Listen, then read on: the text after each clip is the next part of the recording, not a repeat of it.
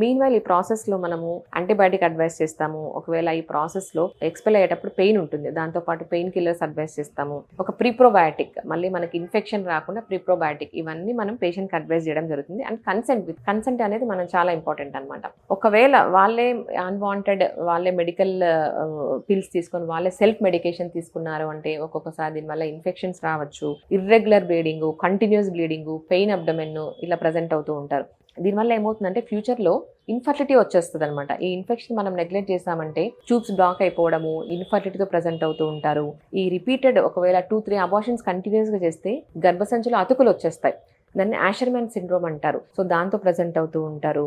And ఇన్ఫెక్షన్స్తో present అవుతూ ఉంటారు, white డిశ్చార్జ్తో present అవుతూ ఉంటారు. ఇంకొంతమంది ఒకవేళ ప్రెగ్నెన్సీ వచ్చినా కూడా ప్లెజెంటా, అడెహరెంట్ ప్లెజెంటా అంటారు. సో ప్లెజెంటా అంతా మొత్తం అతకపోయి డెలివరీ తర్వాత బ్లీడింగ్ రావడం, ఇలా రకరకాలుగా ప్రజెంట్ అవుతూ ఉంటారు. సో ఎవరైనా అన్వాంటెడ్ ప్రెగ్నెన్సీ ఉంటే ఫస్ట్ కన్సల్ట్ డాక్టర్ కన్సల్ట్ అయ్యి వాళ్ళ ప్రాపర్ గైడెన్స్తో సో వాళ్ళు ఏ విధంగా సజెస్ట్ చేస్తారో ఆ విధంగా వాడుకోవాలి.